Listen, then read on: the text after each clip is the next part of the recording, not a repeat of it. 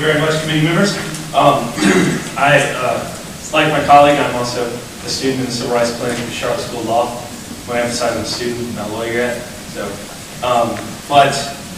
as he has spoken before, we've been doing some independent objective research into noise ordinances and comparative, and he spoke to the vagueness of the term audible. I want to particularly speak to the permit process itself. We did, again, some research on it and what other ordinances have held, and also what the courts have kind of looked into. And a couple of areas of concern, very briefly, under the provision of the permit, there is part that leaves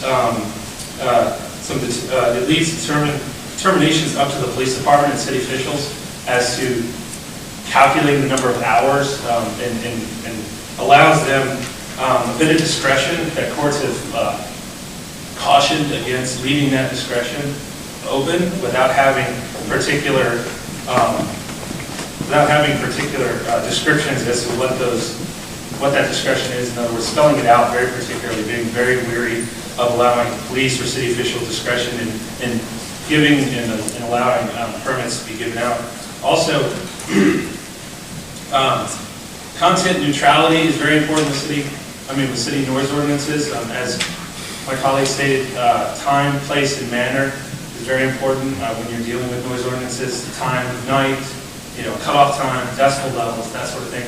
And the provisions with the permit process that specifically target businesses, we feel that there might be a problem there just because of the fact that the focus on the proposed amendments specifically target businesses, as we stated before, and there's certainly a caution there when you single out one area as not being content neutral. In other words, you're not just talking about everyone has to abide by these standards when you carve out specific standards for businesses or any particular area that might be of concern. So, thank you. Eric, thanks for being here. Thank you. Thank you for allowing me to speak. Now, I'm not here representing anybody but myself. I'm a relatively new resident in the neighborhood, and part of what drew me to that neighborhood is the really vibrant public life and culture that exists there, especially during the gathering patrols. And I just wanted to get up here for a second and emphasize that my quality of life is really improved by the public arts in this neighborhood, by being able to see whether it's pure paintings and murals on the street, or as the today is, being able to hear music. Whether it's a rock and roll band, or as we had a few months ago, a high school jazz ensemble playing in front of the Salvador Deli. These are all the kinds of things that make me happy to be a resident of Charlotte, make me happy to be a resident of this neighborhood, and I feel really improves our quality of life. So I would urge the committee to really think about how the public arts make this a better city for all of us. Thanks, Eric. Yeah, go ahead. Okay. I'm a Elizabeth resident. I am not directly affected by music because I'm many blocks away. Okay. But in support of the Carlos and the others who are directly affected, I just want to come in and echo what I've heard from their complaints. Also, Mac McCarley came in and gave us a presentation last week. I'd also like to echo, we don't want the 400-foot prohibition. We think his idea is a workable idea. Kennedy's has been great. They're a great neighbor. We're looking for good neighbors because we can all work together. Thank you. Thank you. I want to take the point is that we appreciate any time we know neighbors and city staff and even those on the opposite side of the border come together to work together. It just makes things so much easier, so much better. So thank you for continuing that tradition. I really appreciate that. Kenton, it's yours. And no others? Thank you, sir. Sir, welcome. I'm Ken Childers. I represent myself, Wise Ideas, nuts and bolts. You asked me for some real things. Yep. I want to give them to you, sir. Thanks again for this opportunity to share these opinions here at this venue. That's really unique, and we want to thank you again for that.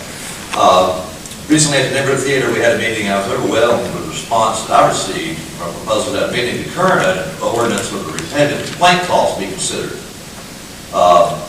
And also notice within item 5 of the description of proposed changes, y'all are echoing that same sentiment currently. Thank you, Mr. Qualley, in that regard as well.